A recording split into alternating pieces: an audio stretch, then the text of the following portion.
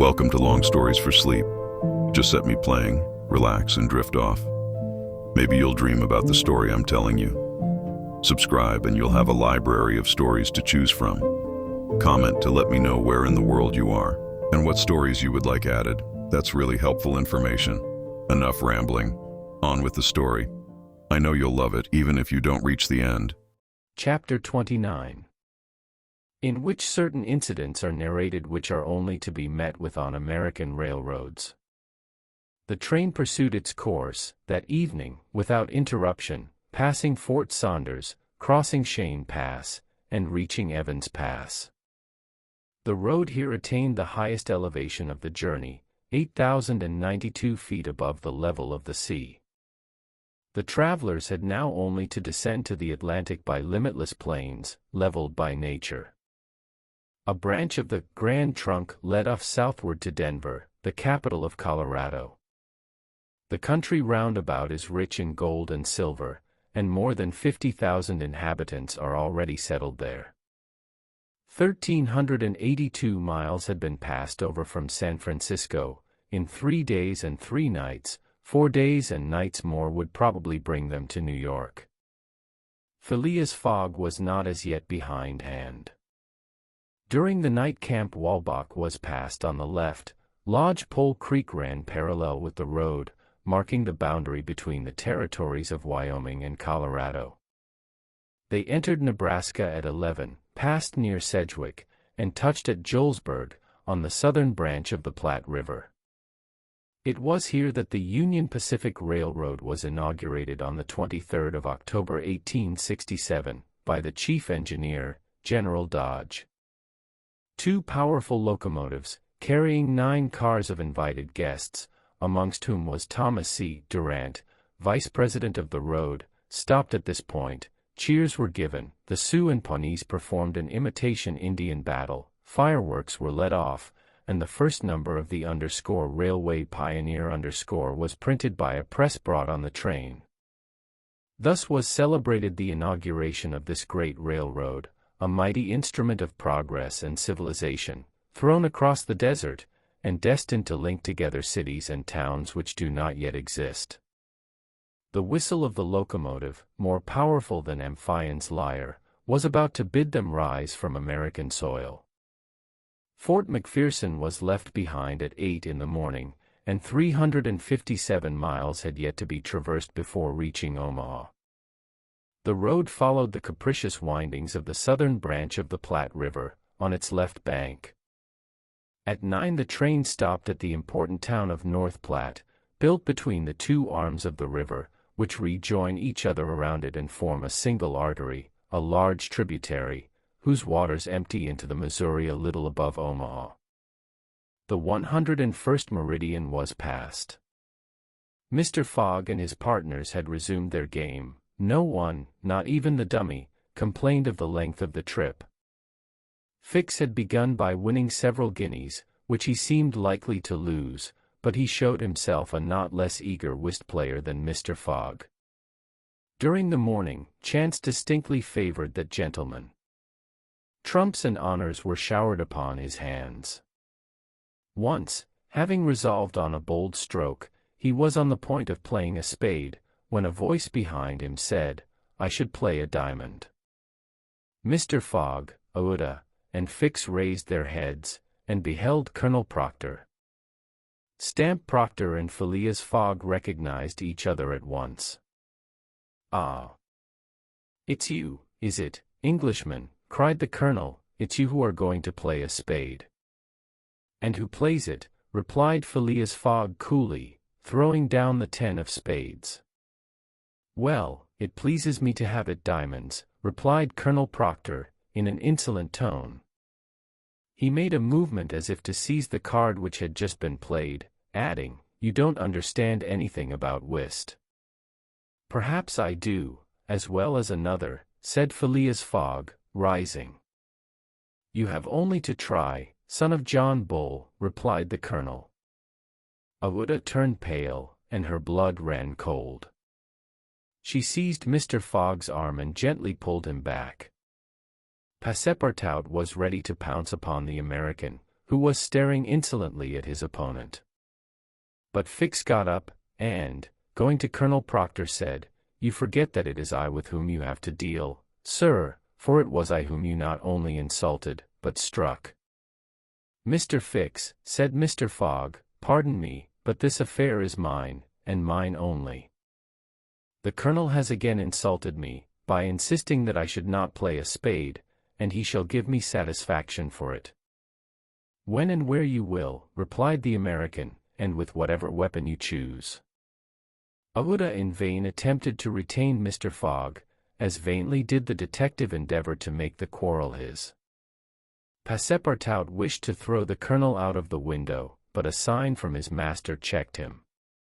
Phileas Fogg left the car, and the American followed him upon the platform. "Sir," said Mr. Fogg to his adversary, "I am in a great hurry to get back to Europe, and any delay whatever will be greatly to my disadvantage." "Well, what's that to me?" replied Colonel Proctor. "Sir," said Mr. Fogg, very politely, "after our meeting at San Francisco, I determined to return to America and find you as soon as I had completed the business which called me to England." "Really? Will you appoint a meeting for 6 months hence? Why not 10 years hence?" "I say 6 months," returned Phileas Fogg, "and I shall be at the place of meeting promptly." "All this is an evasion," cried Stamp Proctor. "Now or never." "Very good. You are going to New York?" "No." "To Chicago?" "No." "To Omaha?"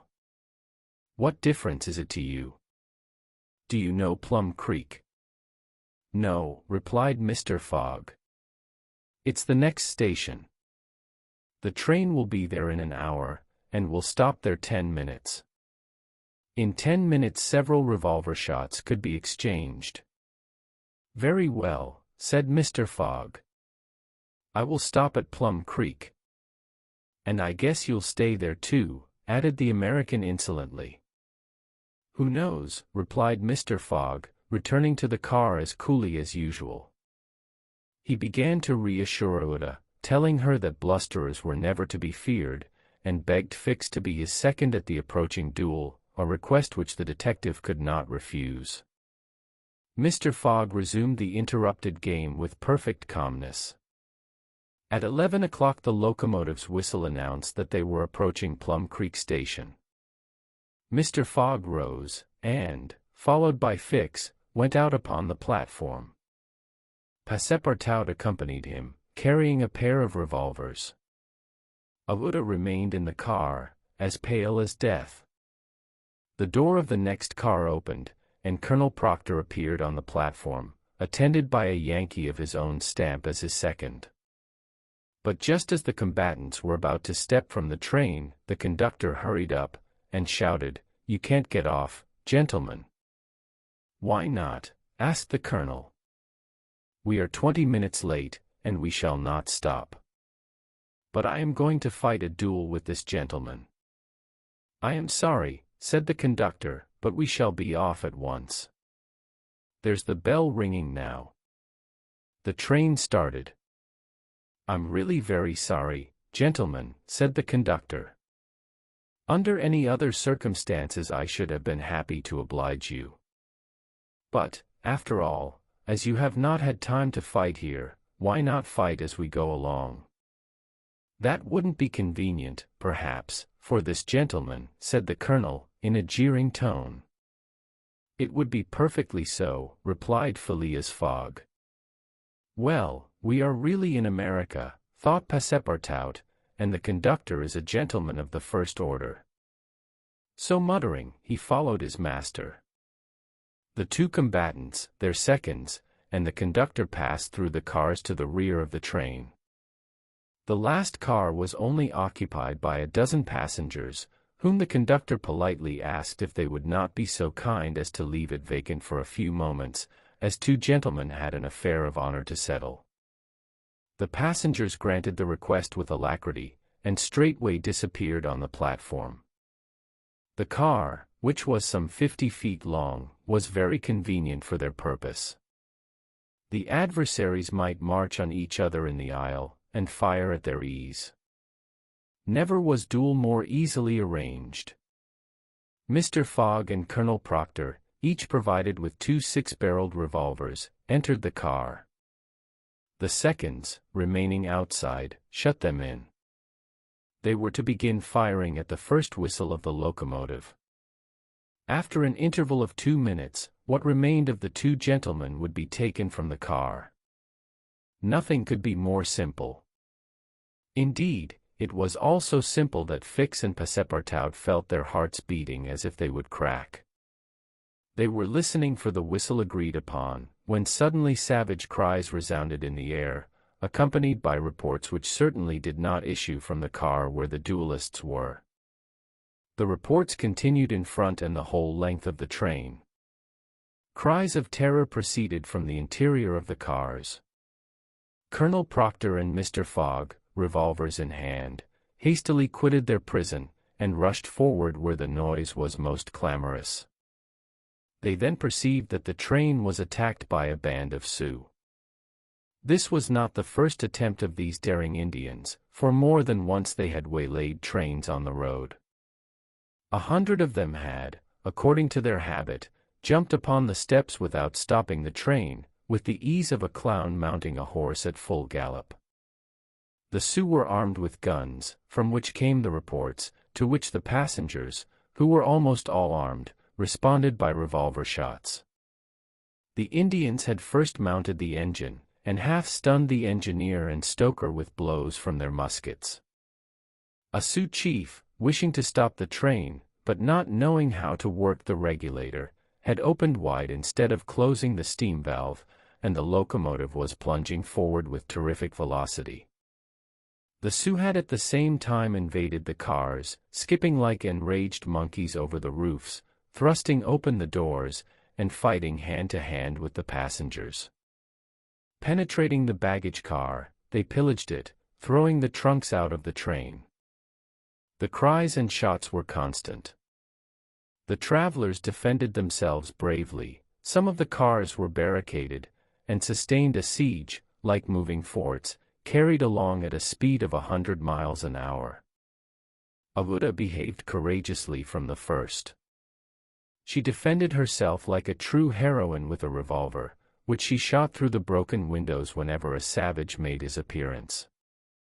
20 Sioux had fallen mortally wounded to the ground, and the wheels crushed those who fell upon the rails as if they had been worms.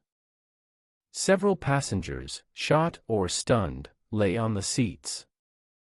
It was necessary to put an end to the struggle, which had lasted for 10 minutes, and which would result in the triumph of the Sioux if the train was not stopped.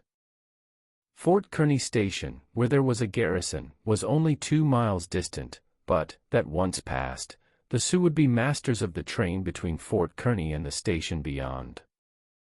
The conductor was fighting beside Mr. Fogg, when he was shot and fell.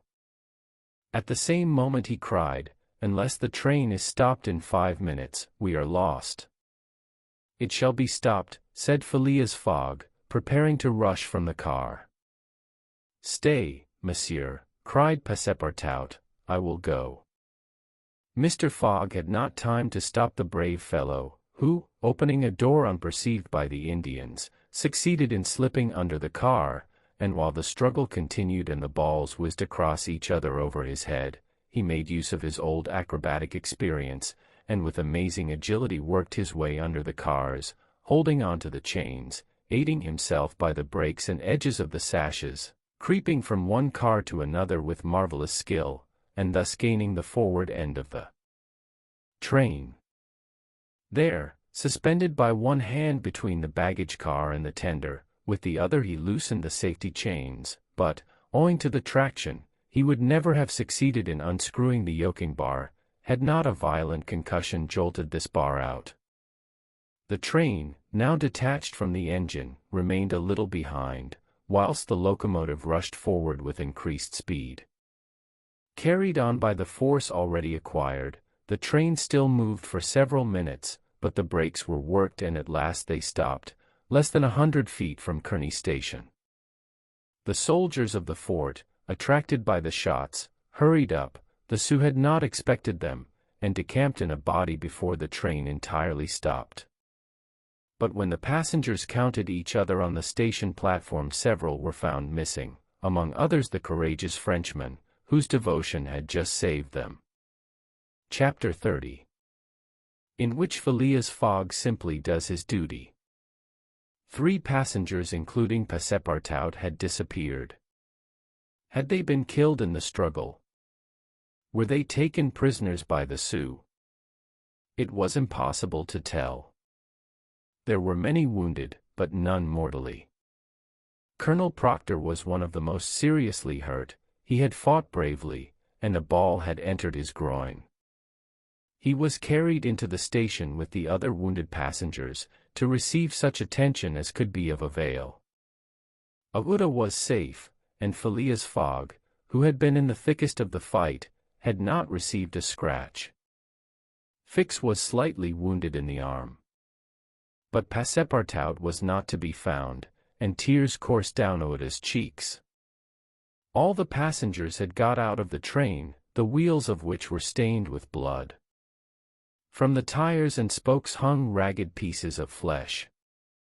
As far as the eye could reach on the white plain behind, red trails were visible. The last Sioux were disappearing in the south, along the banks of Republican River. Mr. Fogg, with folded arms, remained motionless. He had a serious decision to make. Auda, standing near him, looked at him without speaking, and he understood her look. If his servant was a prisoner, ought he not to risk everything to rescue him from the Indians? "I will find him, living or dead," said he quietly to Auda. "Ah, Mr. Fogg," cried she, clasping his hands and covering them with tears. "Living," added Mr. Fogg, "if we do not lose a moment." Phileas Fogg, by this resolution, inevitably sacrificed himself. He pronounced his own doom.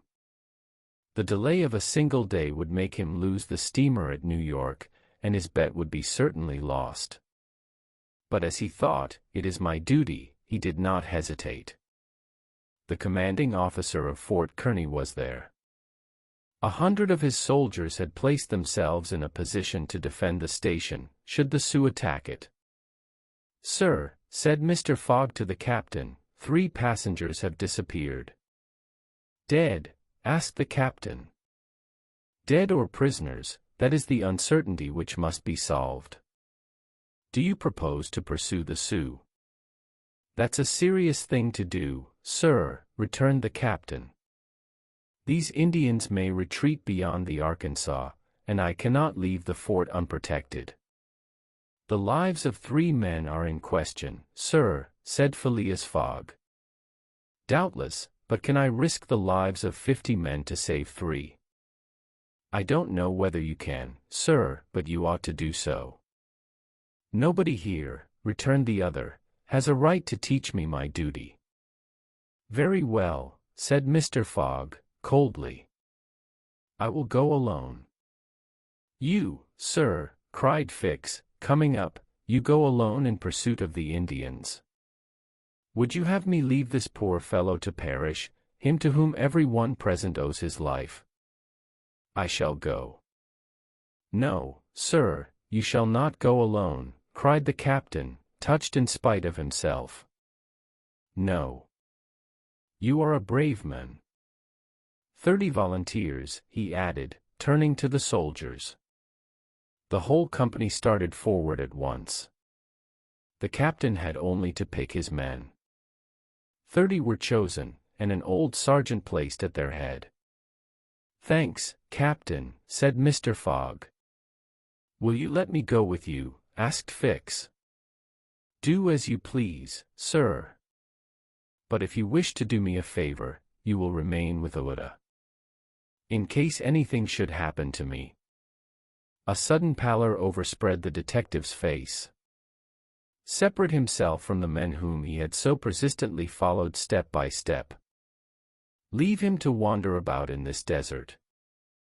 Fix gazed attentively at Mr. Fogg, and, despite his suspicions and of the struggle which was going on within him, he lowered his eyes before that calm and frank look. "I will stay," said he. A few moments after, Mr. Fogg pressed the young woman's hand, and, having confided to her his precious carpet-bag, went off with the sergeant and his little squad. But, before going, he had said to the soldiers, "My friends, I will divide $5,000 among you, if we save the prisoners." It was then a little past noon. Aouda retired to a waiting room, and there she waited alone, thinking of the simple and noble generosity, the tranquil courage of Phileas Fogg.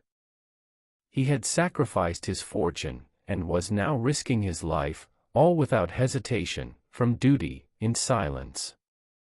Fix did not have the same thoughts, and could scarcely conceal his agitation. He walked feverishly up and down the platform, but soon resumed his outward composure. He now saw the folly of which he had been guilty in letting Fogg go alone. What? This man, whom he had just followed around the world, was permitted now to separate himself from him.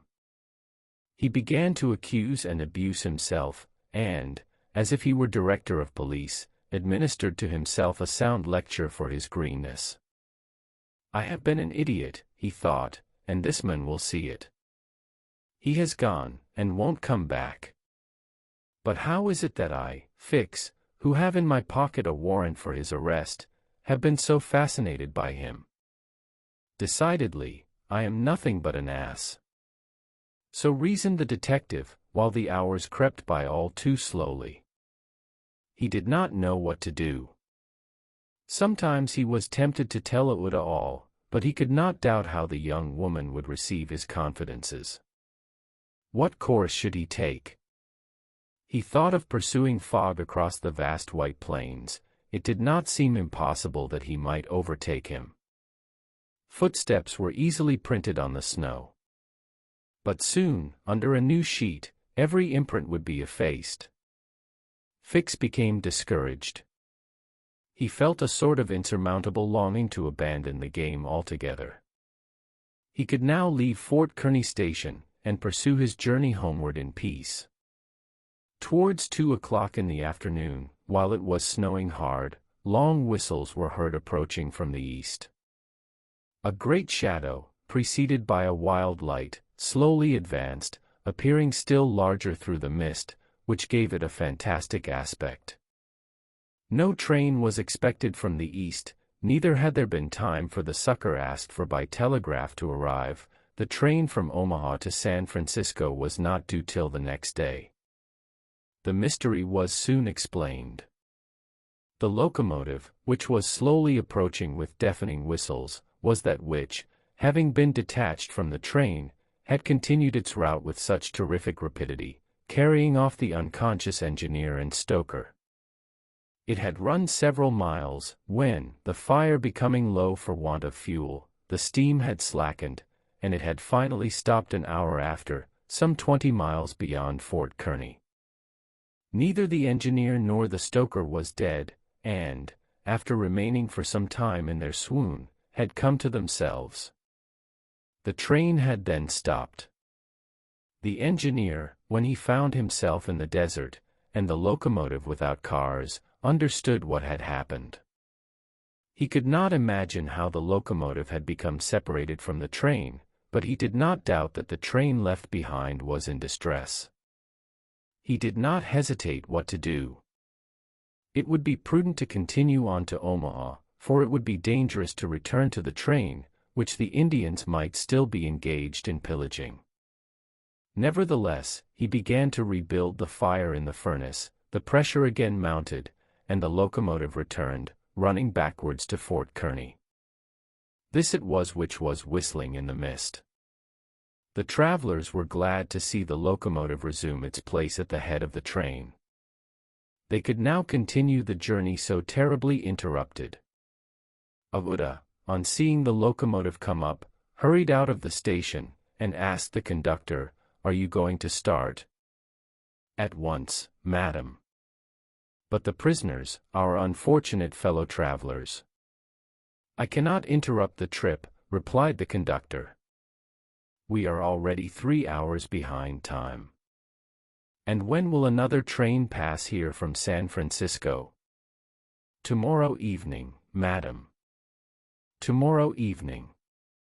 But then it will be too late. We must wait. It is impossible, responded the conductor.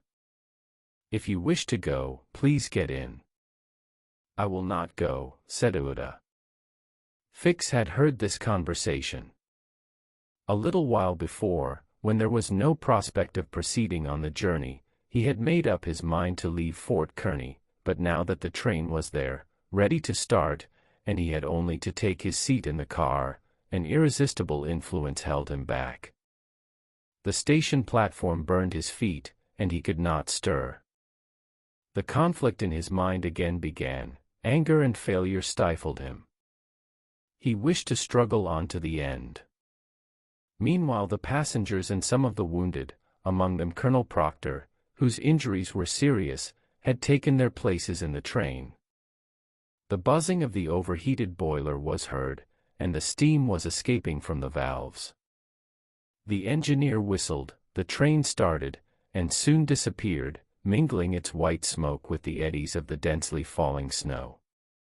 The detective had remained behind. Several hours passed. The weather was dismal, and it was very cold. Fix sat motionless on a bench in the station. He might have been thought asleep. Uda, despite the storm, kept coming out of the waiting room, going to the end of the platform, and peering through the tempest of snow, as if to pierce the mist which narrowed the horizon around her, and to hear, if possible, some welcome sound. She heard and saw nothing. Then she would return, chilled through, to issue out again after the lapse of a few moments, but always in vain. Evening came, and the little band had not returned. Where could they be?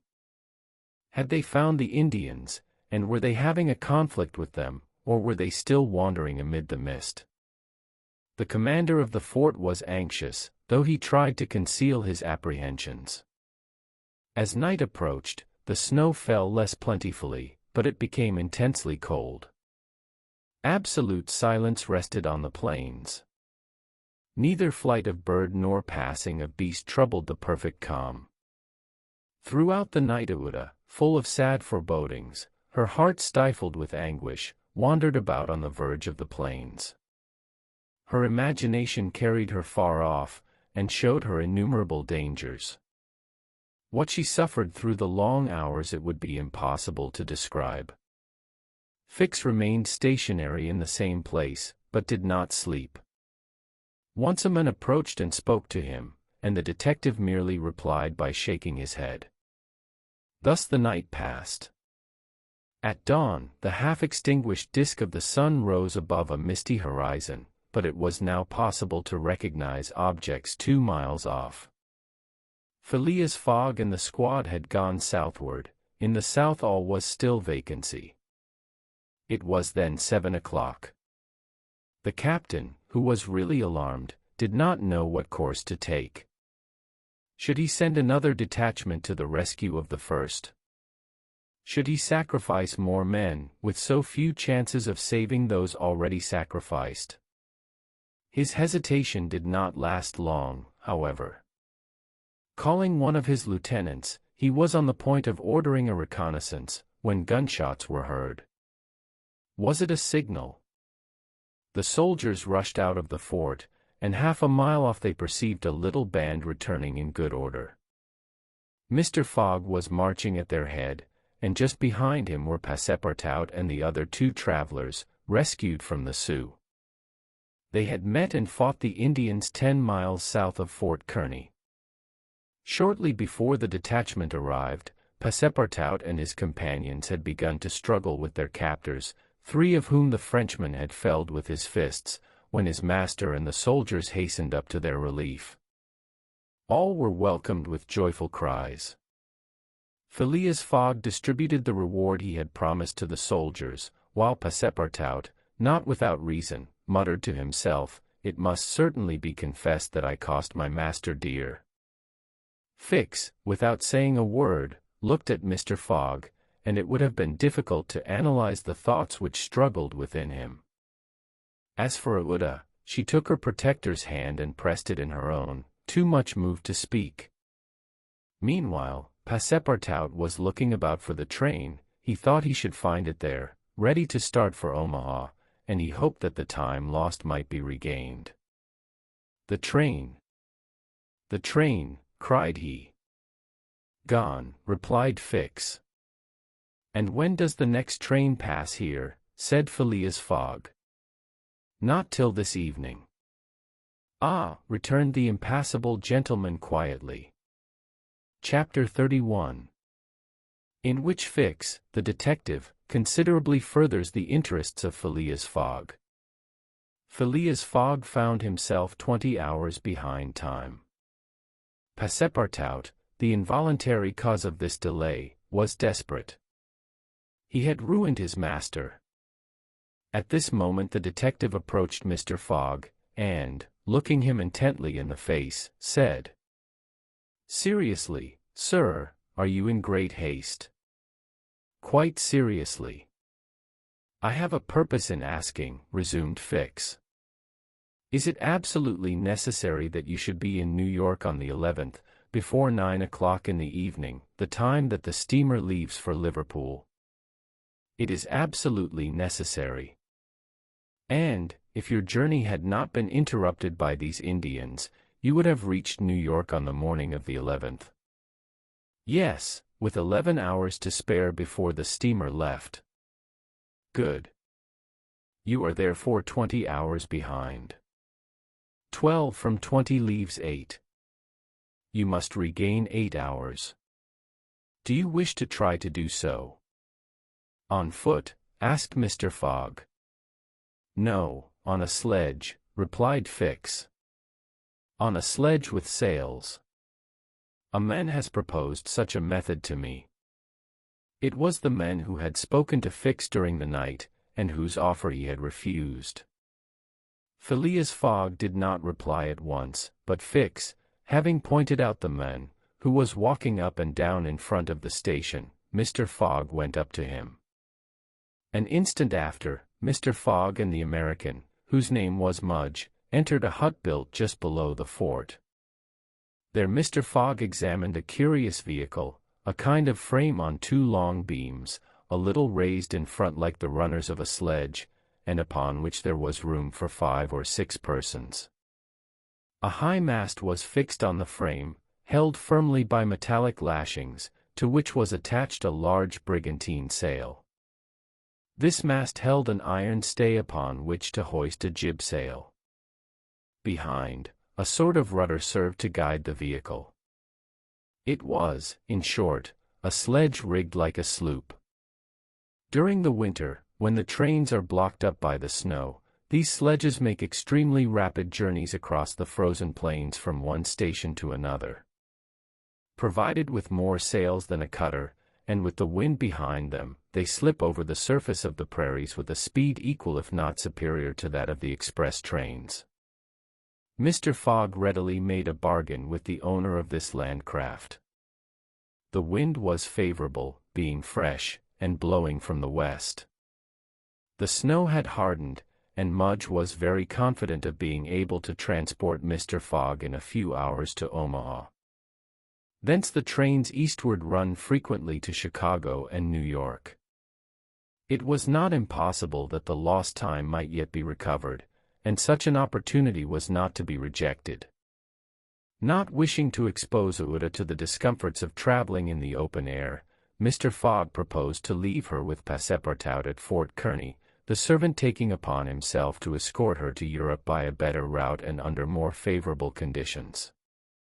But Uda refused to separate from Mr. Fogg, and Passepartout was delighted with her decision, for nothing could induce him to leave his master while Fix was with him. It would be difficult to guess the detective's thoughts. Was this conviction shaken by Phileas Fogg's return, or did he still regard him as an exceedingly shrewd rascal, who, his journey round the world completed, would think himself absolutely safe in England. Perhaps Fix's opinion of Phileas Fogg was somewhat modified, but he was nevertheless resolved to do his duty, and to hasten the return of the whole party to England as much as possible. At 8 o'clock the sledge was ready to start. The passengers took their places on it, and wrapped themselves up closely in their traveling cloaks. The two great sails were hoisted, and under the pressure of the wind the sledge slid over the hardened snow with a velocity of 40 miles an hour. The distance between Fort Kearny and Omaha, as the birds fly, is at most 200 miles. If the wind held good, the distance might be traversed in 5 hours. If no accident happened, the sledge might reach Omaha by 1 o'clock. What a journey! The travelers, huddled close together, could not speak for the cold, intensified by the rapidity at which they were going. The sledge sped on as lightly as a boat over the waves. When the breeze came skimming the earth, the sledge seemed to be lifted off the ground by its sails. Mudge, who was at the rudder, kept in a straight line, and by a turn of his hand checked the lurches which the vehicle had a tendency to make. All the sails were up, and the jib was so arranged as not to screen the brigantine. A topmast was hoisted, and another jib, held out to the wind, added its force to the other sails. Although the speed could not be exactly estimated, the sledge could not be going at less than 40 miles an hour. "If nothing breaks," said Mudge, "we shall get there." Mr. Fogg had made it for Mudge's interest to reach Omaha within the time agreed on, by the offer of a handsome reward. The prairie, across which the sledge was moving in a straight line, was as flat as a sea. It seemed like a vast frozen lake. The railroad which ran through this section ascended from the southwest to the northwest by Great Island, Columbus, an important Nebraska town, Schuyler, and Fremont, to Omaha. It followed throughout the right bank of the Platte River. The sledge, shortening this route, took a chord of the arc described by the railway. Mudge was not afraid of being stopped by the Platte River, because it was frozen. The road, then, was quite clear of obstacles, and Phileas Fogg had but two things to fear: an accident to the sledge, and a change or calm in the wind. But the breeze, far from lessening its force, blew as if to bend the mast, which, however, the metallic lashings held firmly. These lashings, like the chords of a stringed instrument, resounded as if vibrated by a violin bow. The sledge slid along in the midst of a plaintively intense melody. "Those chords give the fifth and the octave," said Mr. Fogg. These were the only words he uttered during the journey. Aouda, cozily packed in furs and cloaks, was sheltered as much as possible from the attacks of the freezing wind. As for Passepartout, his face was as red as the sun's disk when it sets in the mist, and he laboriously inhaled the biting air. With his natural buoyancy of spirits, he began to hope again. They would reach New York on the evening, if not on the morning, of the 11th, and there were still some chances that it would be before the steamer sailed for Liverpool. Passepartout even felt a strong desire to grasp his ally, Fix, by the hand. He remembered that it was the detective who procured the sledge, the only means of reaching Omaha in time, but, checked by some presentiment, he kept his usual reserve. One thing, however, Passepartout would never forget, and that was the sacrifice which Mr. Fogg had made, without hesitation, to rescue him from the Sioux. Mr. Fogg had risked his fortune and his life. No. His servant would never forget that. While each of the party was absorbed in reflections so different, the sledge flew past over the vast carpet of snow. The creeks it passed over were not perceived. Fields and streams disappeared under the uniform whiteness. The plain was absolutely deserted. Between the Union Pacific Road and the branch which unites Kearny with St. Joseph it formed a great uninhabited island. Neither village, station, nor fort appeared. From time to time they sped by some phantom-like tree, whose white skeleton twisted and rattled in the wind. Sometimes flocks of wild birds rose, or bands of gaunt, famished, ferocious prairie wolves ran howling after the sledge. Passepartout, revolver in hand, held himself ready to fire on those which came too near.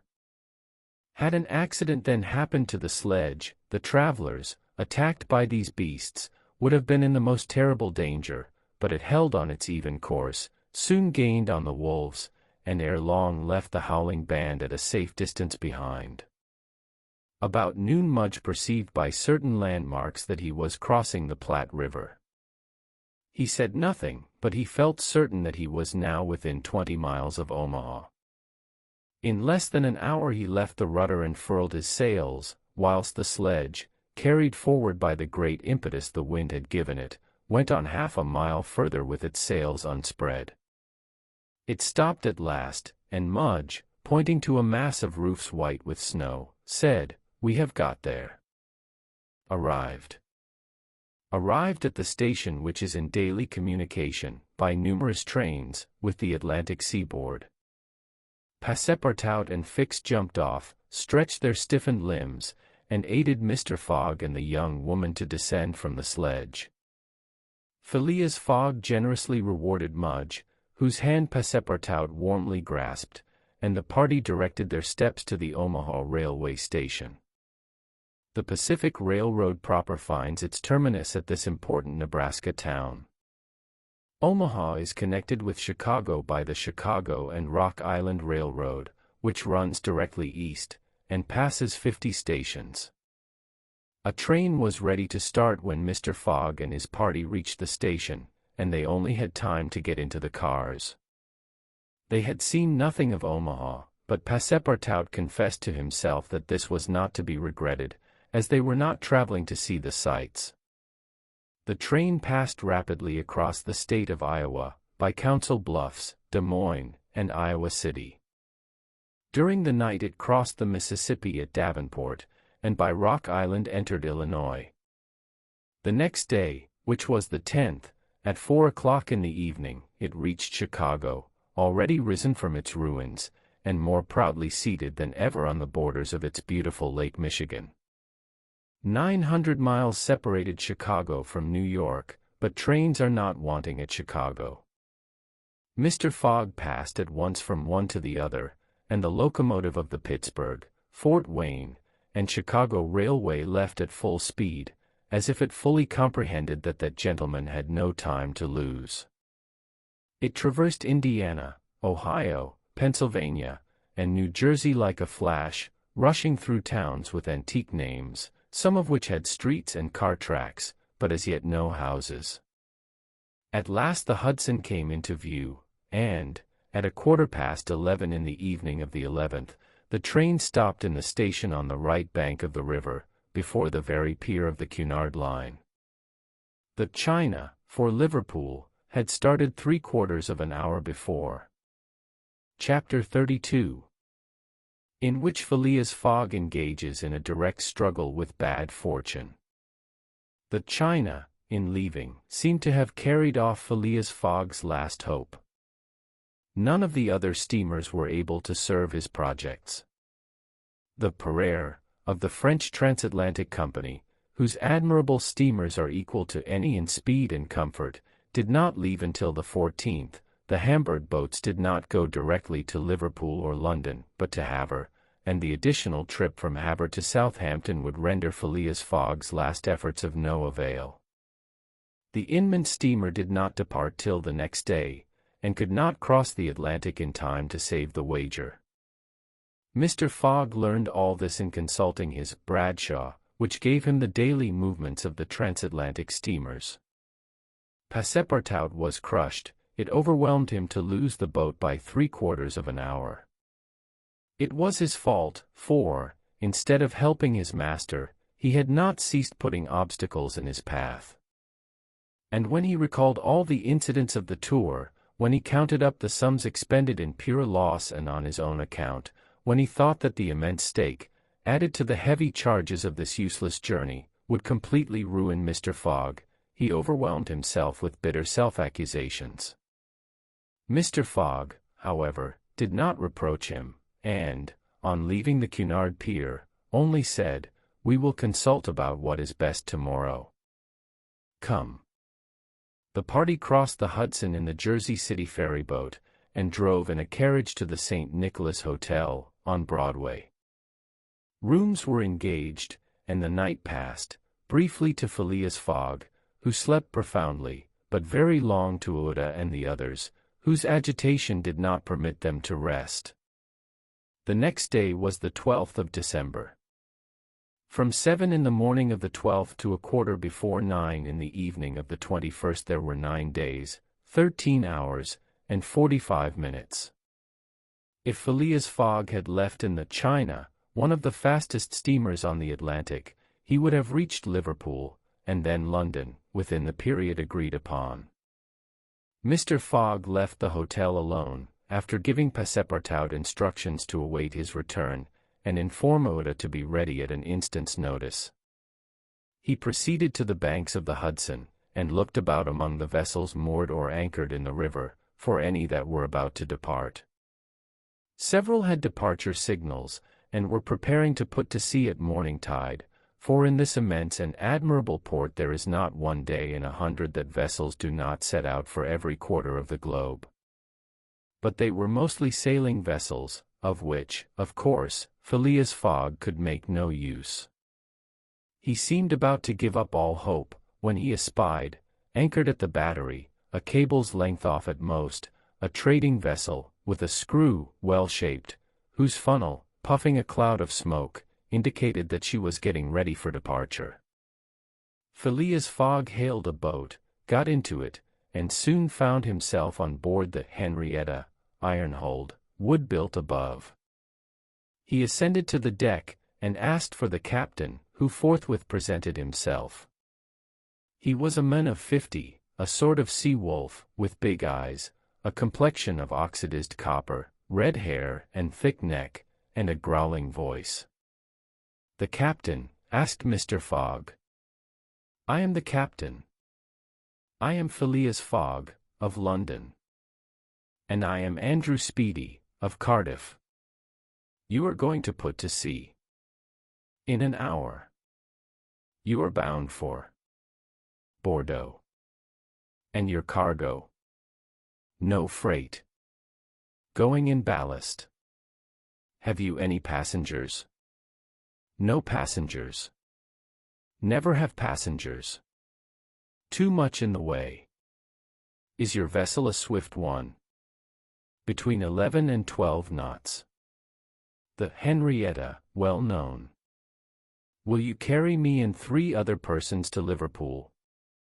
To Liverpool. Why not to China? I said Liverpool. No. No. No. I am setting out for Bordeaux, and shall go to Bordeaux. Money is no object. None. The captain spoke in a tone which did not admit of a reply. But the owners of the Henrietta, resumed Phileas Fogg. The owners are myself, replied the captain. The vessel belongs to me. I will freight it for you. No. I will buy it of you. No. Phileas Fogg did not betray the least disappointment, but the situation was a grave one. It was not at New York as at Hong Kong, nor with the captain of the Henrietta as with the captain of the Tonquedere. Up to this time money had smoothed away every obstacle. Now money failed. Still, some means must be found to cross the Atlantic on a boat, unless by balloon, which would have been venturesome, besides not being capable of being put in practice. It seemed that Phileas Fogg had an idea, for he said to the captain, "Well, will you carry me to Bordeaux?" "No, not if you paid me $200. I offer you 2,000. Apiece. Apiece. And there are 4 of you. 4. Captain Speedy began to scratch his head. There were $8,000 to gain, without changing his route, for which it was well worth conquering the repugnance he had for all kinds of passengers. Besides, passengers at $2,000 are no longer passengers, but valuable merchandise. "I start at 9 o'clock, said Captain Speedy, simply. "Are you and your party ready?" "We will be on board at 9 o'clock, replied, no less simply, Mr. Fogg. It was 8:30. To disembark from the Henrietta, jump into a hack, hurry to the St. Nicholas, and return with a Passepartout, and even the inseparable fix was the work of a brief time, and was performed by Mr. Fogg with the coolness which never abandoned him. They were on board when the Henrietta made ready to weigh anchor. When Passepartout heard what this last voyage was going to cost, he uttered a prolonged "oh," which extended throughout his vocal gamut. As for Fix, he said to himself that the Bank of England would certainly not come out of this affair well indemnified. When they reached England, even if Mr. Fogg did not throw some handfuls of bank bills into the sea, more than £7,000 would have been spent. Chapter 33. In which Phileas Fogg shows himself equal to the occasion. An hour after, the Henrietta passed the lighthouse which marks the entrance of the Hudson, turned the point of Sandy Hook, and put to sea. During the day she skirted Long Island, passed Fire Island, and directed her course rapidly eastward. At noon the next day, a man mounted the bridge to ascertain the vessel's position. It might be thought that this was Captain Speedy. Not the least in the world. It was Phileas Fogg, Esquire. As for Captain Speedy, he was shut up in his cabin under lock and key, and was uttering loud cries, which signified an anger at once pardonable and excessive. What had happened was very simple. Phileas Fogg wished to go to Liverpool, but the captain would not carry him there. Then Phileas Fogg had taken passage for Bordeaux, and, during the 30 hours he had been on board, had so shrewdly managed with his banknotes that the sailors and stokers, who were only an occasional crew, and were not on the best terms with the captain, went over to him in a body. This was why Phileas Fogg was in command instead of Captain Speedy, why the captain was a prisoner in his cabin, and why, in short, the Henrietta was directing her course towards Liverpool. It was very clear, to see Mr. Fogg manage the craft, that he had been a sailor. How the adventure ended will be seen anon. Avuda was anxious, though she said nothing.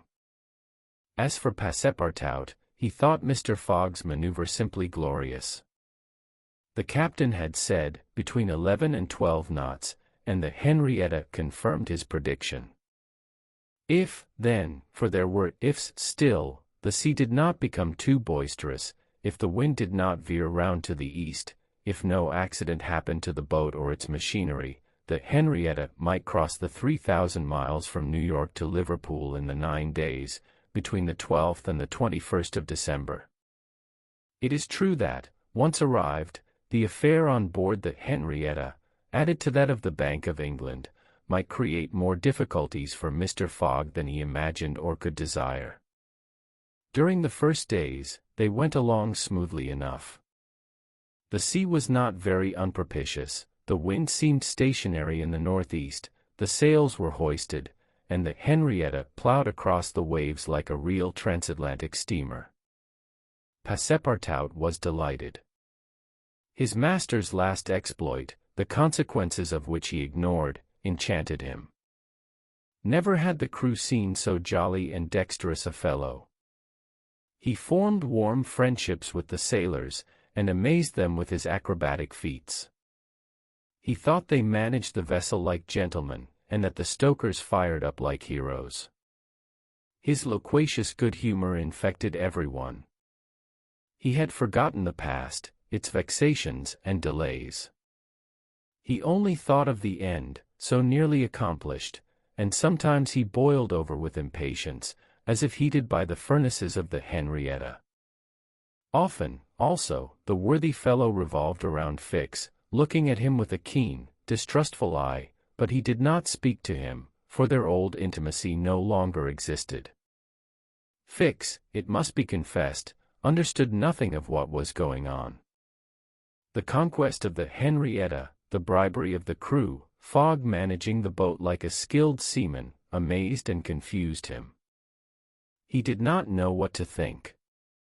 For, after all, a man who began by stealing £55,000 might end by stealing a vessel, and Fix was not unnaturally inclined to conclude that the Henrietta under Fogg's command was not going to Liverpool at all, but to some part of the world where the robber, turned into a pirate, would quietly put himself in safety.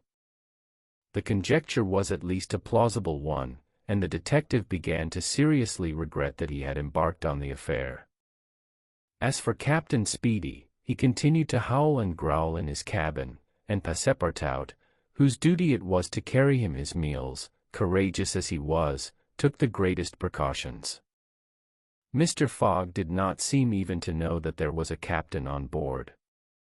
On the 13th they passed the edge of the banks of Newfoundland, a dangerous locality. During the winter, especially, there are frequent fogs and heavy gales of wind.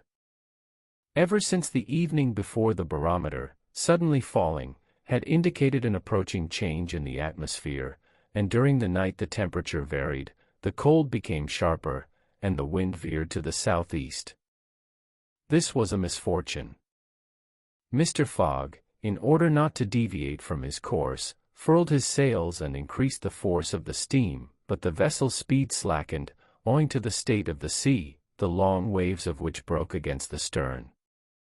She pitched violently, and this retarded her progress.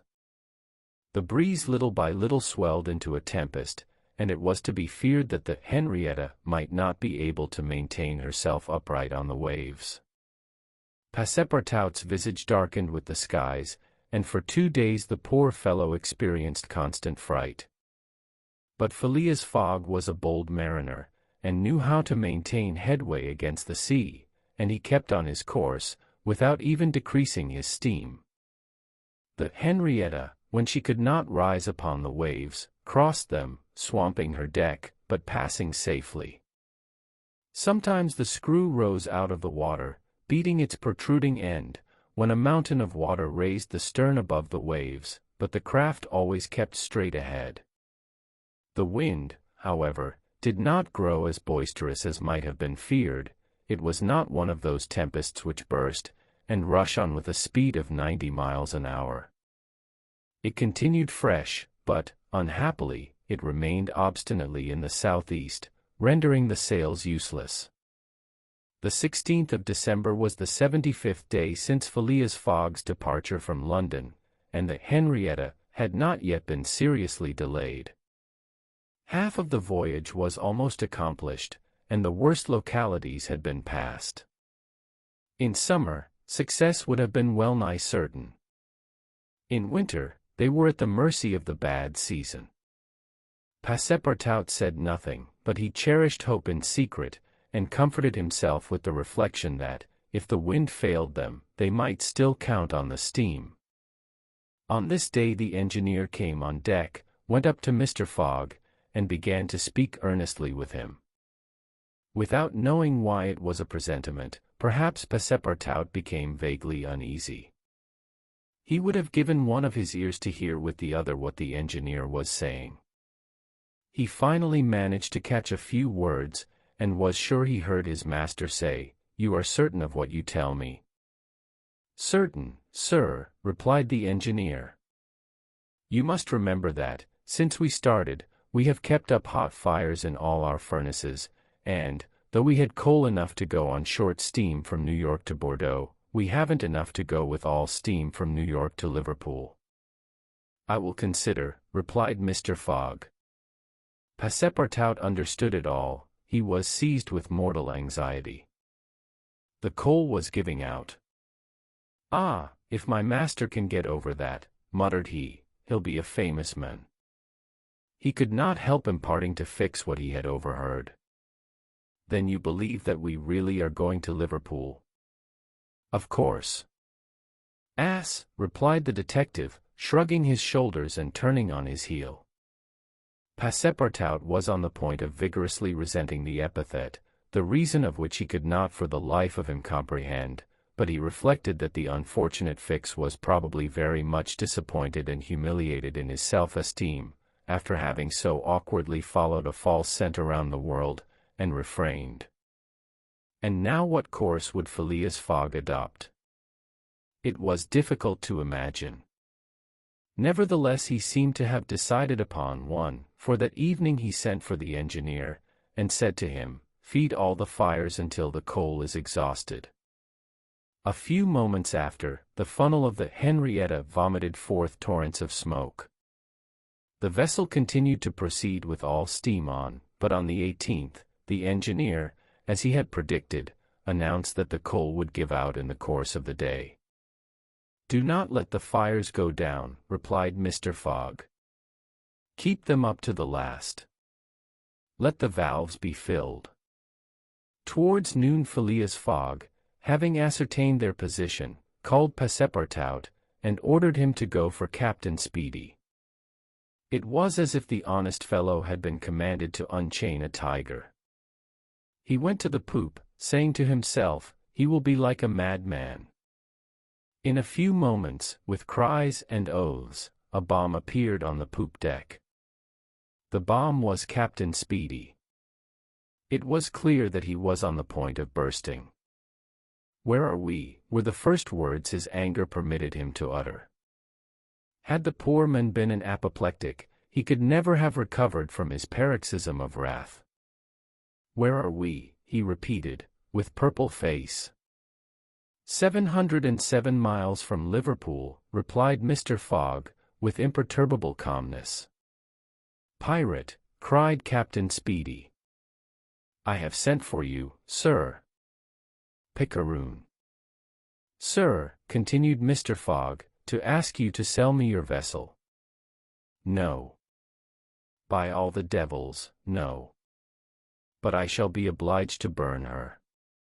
"Burn the Henrietta?" "Yes, at least the upper part of her. The coal has given out." "Burn my vessel," cried Captain Speedy, who could scarcely pronounce the words. "A vessel worth $50,000. "Here are 60,000, replied Phileas Fogg, handing the captain a roll of bank bills.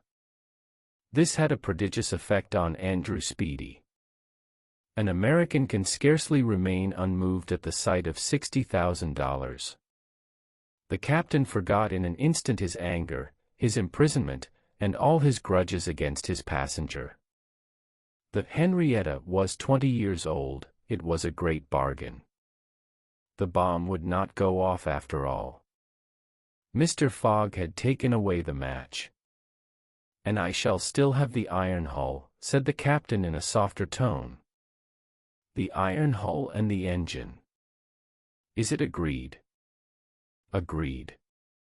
And Andrew Speedy, seizing the banknotes, counted them and consigned them to his pocket. During this colloquy, Passepartout was as white as a sheet, and Fix seemed on the point of having an apoplectic fit. Nearly £20,000 had been expended, and Fogg left the hull and engine to the captain, that is, near the whole value of the craft. It was true, however, that £55,000 had been stolen from the bank. When Andrew Speedy had pocketed the money, Mr. Fogg said to him, "Don't let this astonish you, sir. You must know that I shall lose £20,000, unless I arrive in London by 9:15 on the evening of the 21st of December. I missed the steamer at New York, and as you refused to take me to Liverpool." "And I did well," cried Andrew Speedy, "for I have gained at least $40,000 by it." He added, more sedately, "Do you know one thing, Captain Fogg? Captain Fogg, you've got something of the Yankee about you." And, having paid his passenger what he considered a high compliment, he was going away, when Mr. Fogg said, "The vessel now belongs to me." "Certainly," From the keel to the truck of the masts, all the wood, that is. Very well. Have the interior seats, bunks, and frames pulled down, and burn them. It was necessary to have dry wood to keep the steam up to the adequate pressure, and on that day the poop, cabins, bunks, and the spare deck were sacrificed. On the next day, the 19th of December, the masts, rafts, and spars were burned. The crew worked lustily, keeping up the fires. Passepartout hewed, cut, and sawed away with all his might. There was a perfect rage for demolition. The railings, fittings, the greater part of the deck, and top sides disappeared on the 20th, and the Henrietta was now only a flat hulk. But on this day they sighted the Irish coast and Fastnet Light. By 10 in the evening they were passing Queenstown. Phileas Fogg had only 24 hours more in which to get to London. That length of time was necessary to reach Liverpool, with all steam on. And the steam was about to give out altogether. "Sir," said Captain Speedy, who was now deeply interested in Mr. Fogg's project, "I really commiserate you. Everything is against you. We are only opposite Queenstown." "Ah," said Mr. Fogg, "is that place where we see the lights Queenstown?" "Yes." "Can we enter the harbor?" "Not under 3 hours. Only at high tide." "Stay," replied Mr. Fogg calmly, without betraying in his features that by a supreme inspiration he was about to attempt once more to conquer ill fortune. "Queenstown is the Irish port at which the transatlantic steamers stop to put off the mails. These mails are carried to Dublin by express trains always held in readiness to start. From Dublin they are sent on to Liverpool by the most rapid boats, and thus gain 12 hours on the Atlantic steamers." Phileas Fogg counted on gaining 12 hours in the same way. Instead of arriving at Liverpool the next evening by the Henrietta, he would be there by noon, and would therefore have time to reach London before 9:15 in the evening. The Henrietta entered Queenstown Harbour at 1 o'clock in the morning, it then being high tide, and Phileas Fogg, after being grasped heartily by the hand by Captain Speedy, left that gentleman on the levelled hulk of his craft, which was still worth half what he had sold it for. The party went on shore at once. Fix was greatly tempted to arrest Mr. Fogg on the spot, but he did not. Why? What struggle was going on within him? Had he changed his mind about his men? Did he understand that he had made a grave mistake? He did not, however, abandon Mr. Fogg.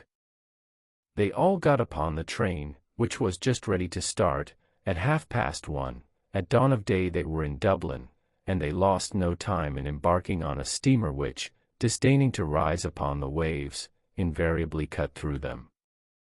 Phileas Fogg at last disembarked on the Liverpool quay, at 20 minutes before 12, December 21st. He was only 6 hours distant from London. But at this moment Fix came up, put his hand upon Mr. Fogg's shoulder, and, showing his warrant, said, "You are really Phileas Fogg?" "I am." "I arrest you in the Queen's name."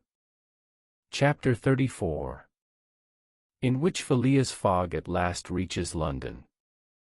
Phileas Fogg was in prison. He had been shut up in the custom house, and he was to be transferred to London the next day. Passepartout, when he saw his master arrested, would have fallen upon Fix had he not been held back by some policemen.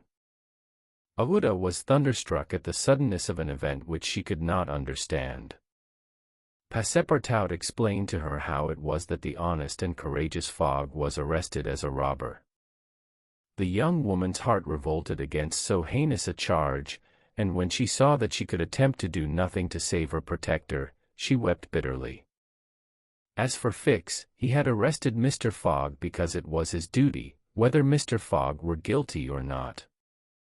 The thought then struck Passepartout, that he was the cause of this new misfortune. Had he not concealed Fix's errand from his master? When Fix revealed his true character and purpose, why had he not told Mr. Fogg? If the latter had been warned, he would no doubt have given Fix proof of his innocence, and satisfied him of his mistake. At least, Fix would not have continued his journey at the expense and on the heels of his master, only to arrest him the moment he set foot on English soil. Passepartout wept till he was blind, and felt like blowing his brains out. Aouda and he had remained, despite the cold, under the portico of the custom-house. Neither wished to leave the place, both were anxious to see Mr. Fogg again. That gentleman was really ruined, and that at the moment when he was about to attain his end. This arrest was fatal. Having arrived at Liverpool at 20 minutes before 12 on the 21st of December, he had till 9:15 that evening to reach the Reform Club, that is, 9 hours and a quarter. The journey from Liverpool to London was 6 hours. If anyone, at this moment, had entered the custom-house, he would have found Mr. Fogg seated, motionless, calm, and without apparent anger, upon a wooden bench. He was not, it is true, resigned, but this last blow failed to force him into an outward betrayal of any emotion.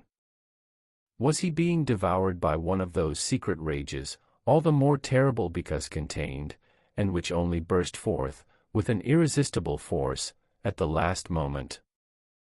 No one could tell. There he sat, calmly waiting, for what? Did he still cherish hope? Did he still believe, now that the door of this prison was closed upon him, that he would succeed? However that may have been, Mr. Fogg carefully put his watch upon the table, and observed its advancing hands. Not a word escaped his lips, but his look was singularly set and stern. The situation, in any event, was a terrible one, and might be thus stated: if Phileas Fogg was honest he was ruined, if he was a knave, he was caught. Did escape occur to him? Did he examine to see if there were any practicable outlet from his prison? Did he think of escaping from it? Possibly, for once he walked slowly around the room. But the door was locked, and the window heavily barred with iron rods. He sat down again, and drew his journal from his pocket. On the line where these words were written, December 21st, Saturday, Liverpool, he added, 80th day, 11:40 a.m., and waited. The custom-house clock struck 1. Mr. Fogg observed that his watch was 2 hours too fast. 2 hours. Admitting that he was at this moment taking an express train, he could reach London and the Reform Club by 9:15 p.m. His forehead slightly wrinkled. At 33 minutes past 2 he heard a singular noise outside, then a hasty opening of doors. Passepartout's voice was audible, and immediately after that of Fix. Phileas Fogg's eyes brightened for an instant. The door swung open, and he saw Passepartout, Aouda, and Fix, who hurried towards him. Fix was out of breath, and his hair was in disorder. He could not speak. "Sir," he stammered, "sir, forgive me, most unfortunate resemblance, robber arrested 3 days ago, you are free."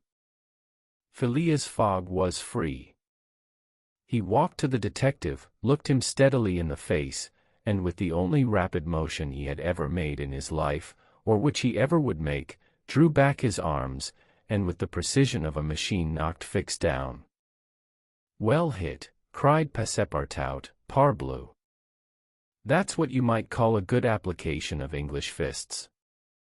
Fix, who found himself on the floor, did not utter a word. He had only received his deserts. Mr. Fogg, Aouda, and Passepartout left the custom-house without delay, got into a cab, and in a few moments descended at the station. Phileas Fogg asked if there was an express train about to leave for London. It was 40 minutes past 2. The express train had left 35 minutes before.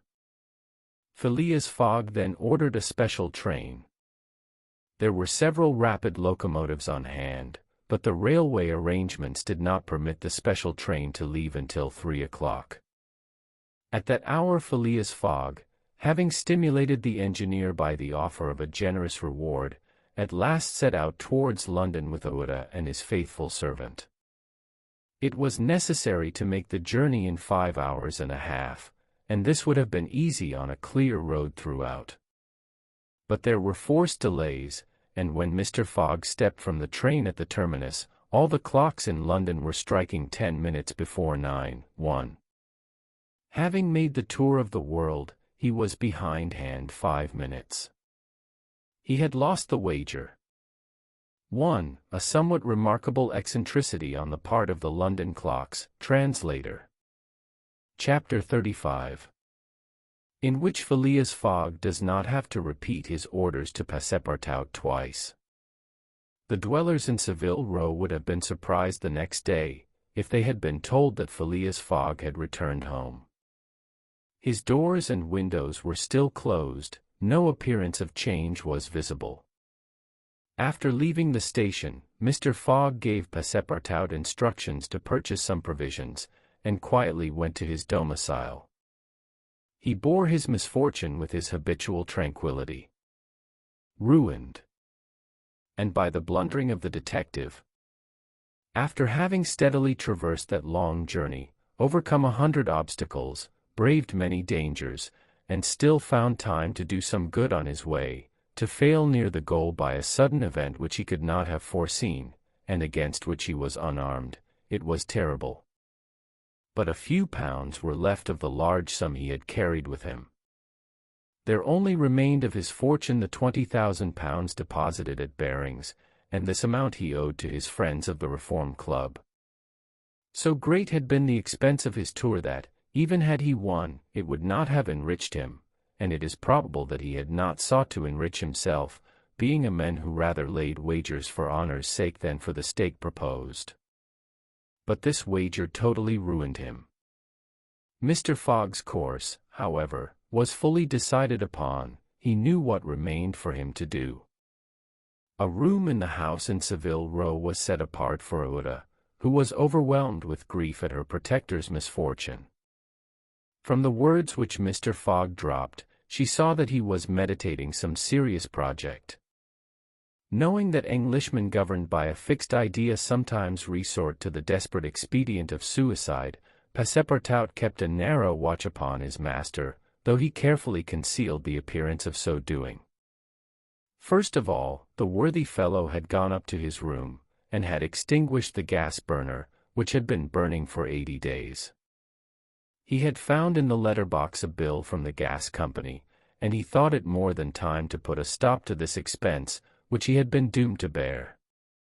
The night passed. Mr. Fogg went to bed, but did he sleep? Ouida did not once close her eyes. Passepartout watched all night, like a faithful dog, at his master's door. Mr. Fogg called him in the morning, and told him to get Ouida's breakfast, and a cup of tea and a chop for himself. He desired Ouida to excuse him from breakfast and dinner, as his time would be absorbed all day in putting his affairs to rights. In the evening he would ask permission to have a few moments' conversation with the young lady.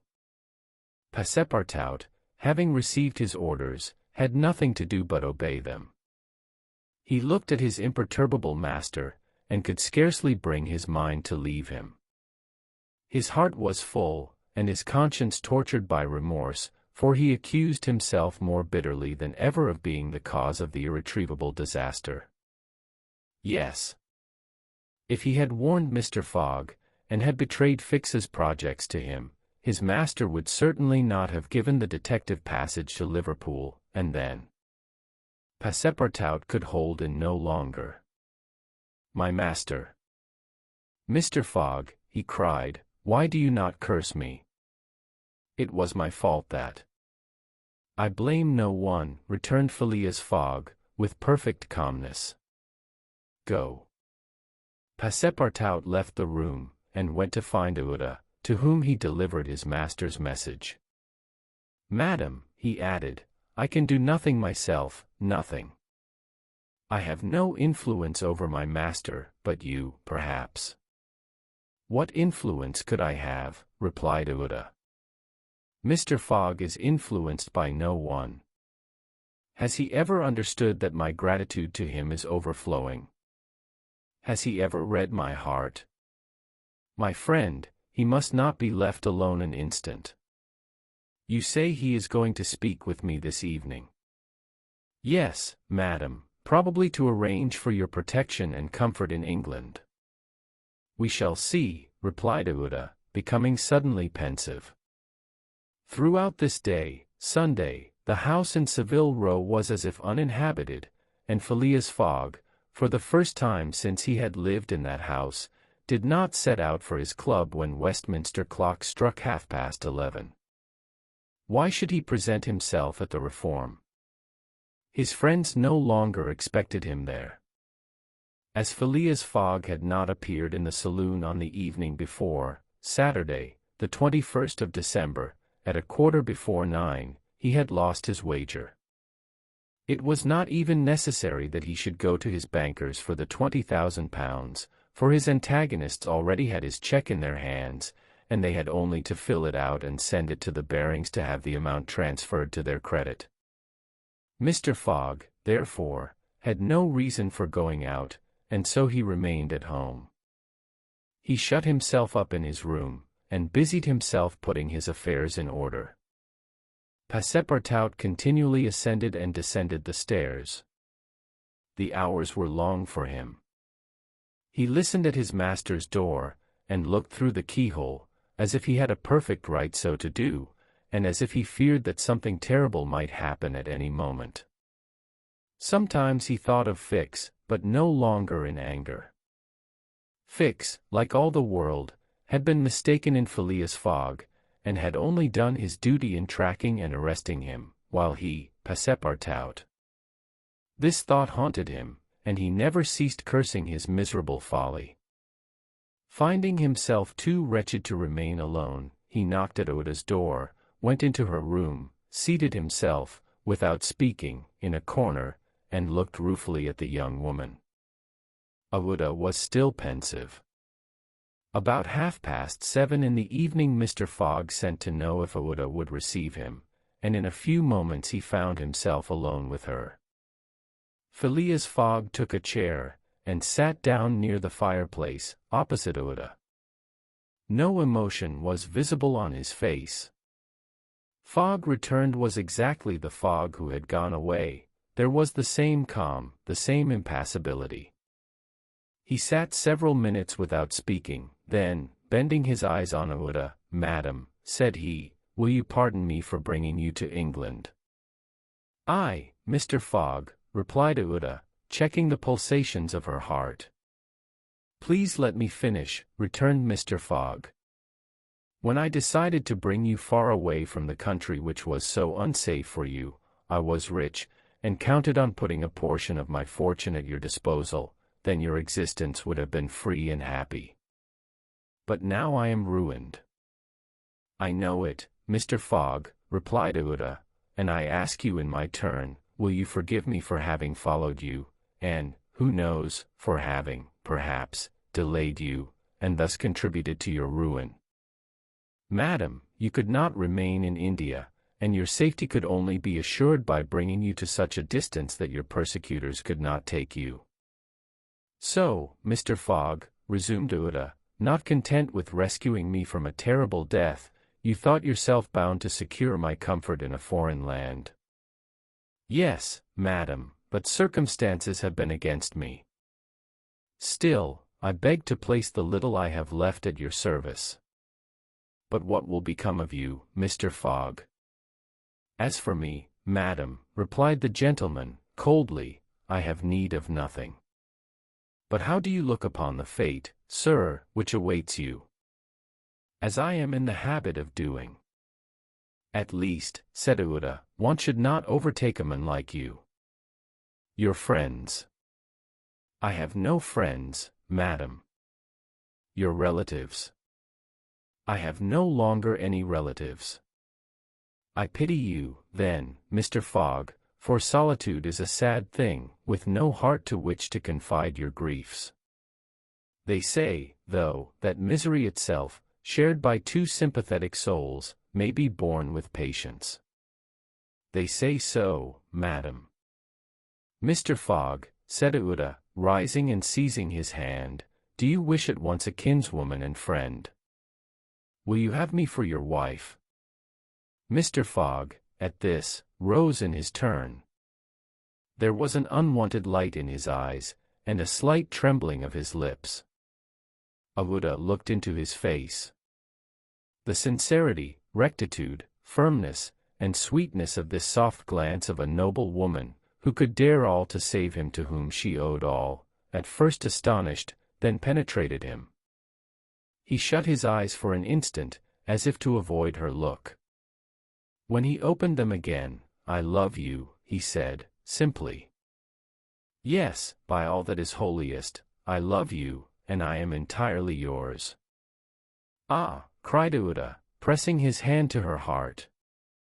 Passepartout was summoned and appeared immediately. Mr. Fogg still held Uda's hand in his own. Passepartout understood, and his big, round face became as radiant as the tropical sun at its zenith. Mr. Fogg asked him if it was not too late to notify the Reverend Samuel Wilson, of Marylebone Parish, that evening. Passepartout smiled his most genial smile, and said, never too late. It was 5 minutes past 8. Will it be for tomorrow, Monday? For tomorrow, Monday, said Mr. Fogg, turning to Uda. Yes, for tomorrow, Monday, she replied. Passepartout hurried off as fast as his legs could carry him. Chapter 36. In which Phileas Fogg's name is once more at a premium on change. It is time to relate what a change took place in English public opinion when it transpired that the real bank robber, a certain James Strand, had been arrested, on the 17th day of December, at Edinburgh. 3 days before, Phileas Fogg had been a criminal, who was being desperately followed up by the police. Now he was an honorable gentleman, mathematically pursuing his eccentric journey round the world. The papers resumed their discussion about the wager. All those who had laid bets, for or against him, revived their interest, as if by magic. The Phileas Fogg bonds again became negotiable, and many new wagers were made. Phileas Fogg's name was once more at a premium on change. His 5 friends of the Reform Club passed these 3 days in a state of feverish suspense. Would Phileas Fogg, whom they had forgotten, reappear before their eyes? Where was he at this moment? The 17th of December, the day of James Strand's arrest, was the 76th since Phileas Fogg's departure, and no news of him had been received. Was he dead? Had he abandoned the effort, or was he continuing his journey along the route agreed upon? And would he appear on Saturday, the 21st of December, at 9:15 in the evening, on the threshold of the Reform Club saloon? The anxiety in which, for 3 days, London society existed, cannot be described. Telegrams were sent to America and Asia for news of Phileas Fogg. Messengers were dispatched to the house in Savile Row morning and evening. No news. The police were ignorant what had become of the detective, Fix, who had so unfortunately followed up a false scent. Bets increased, nevertheless, in number and value. Phileas Fogg, like a racehorse, was drawing near his last turning point. The bonds were quoted, no longer at 100 below par, but at 20, at 10, and at 5, and paralytic old Lord Albemarle bet even in his favor. A great crowd was collected in Pall Mall and the neighboring streets on Saturday evening. It seemed like a multitude of brokers permanently established around the Reform Club. Circulation was impeded, and everywhere disputes, discussions, and financial transactions were going on. The police had great difficulty in keeping back the crowd, and as the hour when Phileas Fogg was due approached, the excitement rose to its highest pitch. The 5 antagonists of Phileas Fogg had met in the great saloon of the club. John Sullivan and Samuel Fallentin, the bankers, Andrew Stewart, the engineer, Gautier Ralph, the director of the Bank of England, and Thomas Flanagan, the brewer, one and all waited anxiously. When the clock indicated 20 minutes past 8, Andrew Stewart got up, saying, "Gentlemen, in 20 minutes the time agreed upon between Mr. Fogg and ourselves will have expired." "What time did the last train arrive from Liverpool?" asked Thomas Flanagan. "At 23 minutes past 7, replied Gautier Ralph, "and the next does not arrive till 10 minutes after 12. "Well, gentlemen," resumed Andrew Stewart, "if Phileas Fogg had come in the 7:23 train, he would have got here by this time. We can, therefore, regard the bet as won." "Wait, don't let us be too hasty," replied Samuel Fallentin. "You know that Mr. Fogg is very eccentric. His punctuality is well known, he never arrives too soon or too late, and I should not be surprised if he appeared before us at the last minute." "Why," said Andrew Stewart nervously, "if I should see him, I should not believe it was he." "The fact is," resumed Thomas Flanagan, "Mr. Fogg's project was absurdly foolish. Whatever his punctuality, he could not prevent the delays which were certain to occur, and a delay of only 2 or 3 days would be fatal to his tour. Observe, too," added John Sullivan, "that we have received no intelligence from him, though there are telegraphic lines all along his route." "He has lost, gentlemen," said Andrew Stewart, "he has 100 times lost. You know, besides, that the China, the only steamer he could have taken from New York to get here in time, arrived yesterday. I have seen a list of the passengers, and the name of Phileas Fogg is not among them. Even if we admit that fortune has favored him, he can scarcely have reached America. I think he will be at least 20 days behindhand, and that Lord Albemarle will lose a cool 5,000. "It is clear," replied Gautier Ralph, "and we have nothing to do but to present Mr. Fogg's check at Barings tomorrow." At this moment, the hands of the club clock pointed to 20 minutes to 9. "5 minutes more," said Andrew Stewart. The 5 gentlemen looked at each other. Their anxiety was becoming intense, but, not wishing to betray it, they readily assented to Mr. Fallentin's proposal of a rubber. "I wouldn't give up my 4,000 of the bet," said Andrew Stewart, as he took his seat, "for 3,999. The clock indicated 18 minutes to 9. The players took up their cards, but could not keep their eyes off the clock. Certainly, however secure they felt, minutes had never seemed so long to them. 17 minutes to 9, said Thomas Flanagan, as he cut the cards which Ralph handed to him. Then there was a moment of silence. The great saloon was perfectly quiet, but the murmurs of the crowd outside were heard, with now and then a shrill cry.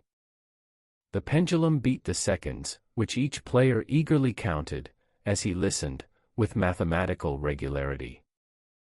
16 minutes to 9, said John Sullivan, in a voice which betrayed his emotion. 1 minute more, and the wager would be won. Andrew Stewart and his partners suspended their game. They left their cards, and counted the seconds. At the 40th second, nothing. At the 50th, still nothing. At the 55th, a loud cry was heard in the street, followed by applause, hurrahs, and some fierce growls. The players rose from their seats. At the 57th second the door of the saloon opened, and the pendulum had not beat the 60th second when Phileas Fogg appeared, followed by an excited crowd who had forced their way through the club doors, and in his calm voice, said, "Here I am, gentlemen." Chapter 37. In which it is shown that Phileas Fogg gained nothing by his tour around the world, unless it were happiness. Yes, Phileas Fogg in person. The reader will remember that at 8:05 in the evening, about 25 hours after the arrival of the travelers in London, Passepartout had been sent by his master to engage the services of the Reverend Samuel Wilson in a certain marriage ceremony, which was to take place the next day. Passepartout went on his errand enchanted. He soon reached the clergyman's house, but found him not at home. Passepartout waited a good 20 minutes, and when he left the reverend gentleman, it was 8:35. But in what a state he was! With his hair in disorder, and without his hat, he ran along the street as never man was seen to run before, overturning passers-by, rushing over the sidewalk like a waterspout. In 3 minutes he was in Savile Row again, and staggered back into Mr. Fogg's room. He could not speak. "What is the matter?" asked Mr. Fogg. "My master," gasped Passepartout, "marriage, impossible." "Impossible." "Impossible, for tomorrow." "Why so?" "Because tomorrow is Sunday." "Monday," replied Mr. Fogg. "No, today is Saturday." "Saturday." "Impossible." "Yes, yes, yes, yes," cried Passepartout. "You have made a mistake of one day. We arrived 24 hours ahead of time, but there are only 10 minutes left." Passepartout had seized his master by the collar, and was dragging him along with irresistible force. Phileas Fogg, thus kidnapped, without having time to think, left his house, jumped into a cab, promised £100 to the cabman, and, having run over 2 dogs and overturned 5 carriages, reached the Reform Club. The clock indicated 9:15 when he appeared in the great saloon. Phileas Fogg had accomplished the journey round the world in 80 days. Phileas Fogg had won his wager of £20,000. How was it that a man so exact and fastidious could have made this error of a day? How came he to think that he had arrived in London on Saturday, the 21st day of December, when it was really Friday, the 20th, the 79th day only from his departure? The cause of the error is very simple. Phileas Fogg had, without suspecting it, gained 1 day on his journey, and this merely because he had traveled constantly eastward. He would, on the contrary, have lost a day had he gone in the opposite direction, that is, westward. In journeying eastward he had gone towards the sun, and the days therefore diminished for him as many times 4 minutes as he crossed degrees in this direction. There are 360 degrees on the circumference of the earth, and these 360 degrees, multiplied by 4 minutes, gives precisely 24 hours, that is, the day unconsciously gained. In other words, while Phileas Fogg, going eastward, saw the sun pass the meridian _80 times, his friends in London only saw it pass the meridian _79 times. This is why they awaited him at the Reform Club on Saturday, and not Sunday, as Mr. Fogg thought. And Passepartout's famous family watch, which had always kept London time, would have betrayed this fact, if it had marked the days as well as the hours and the minutes. Phileas Fogg, then, had won the £20,000, but, as he had spent nearly 19,000 on the way, the pecuniary gain was small. His object was, however, to be victorious, and not to win money. He divided the £1,000 that remained between Passepartout and the unfortunate Fix, against whom he cherished no grudge.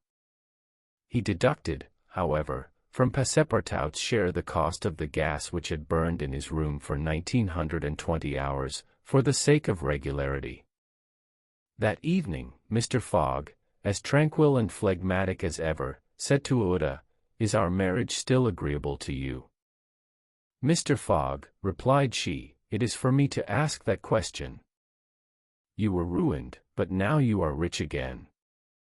"Pardon me, madam, my fortune belongs to you. If you had not suggested our marriage, my servant would not have gone to the Reverend Samuel Wilson's. I should not have been apprised of my error, Anne. Dear Mr. Fogg, said the young woman. Dear Ouida, replied Phileas Fogg. It need not be said that the marriage took place 48 hours after, and that Passepartout, glowing and dazzling, gave the bride away. Had he not saved her, and was he not entitled to this honor? The next day, as soon as it was light, Passepartout rapped vigorously at his master's door. Mr. Fogg opened it, and asked, "What's the matter, Passepartout?" "What is it, sir?" "Why, I've just this instant found out." "What?" "That we might have made the tour of the world in only 78 days. "No doubt," returned Mr. Fogg, "by not crossing India. But if I had not crossed India, I should not have saved Ouida. She would not have been my wife, Anne."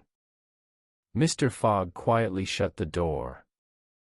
Phileas Fogg had won his wager, and had made his journey around the world in 80 days. To do this he had employed every means of conveyance: steamers, railways, carriages, yachts, trading vessels, sledges, elephants. The eccentric gentleman had throughout displayed all his marvelous qualities of coolness and exactitude. But what then? What had he really gained by all this trouble? What had he brought back from this long and weary journey? Nothing, say you. Perhaps so, nothing but a charming woman, who, strange as it may appear, made him the happiest of men. Truly, would you not for less than that make the tour around the world,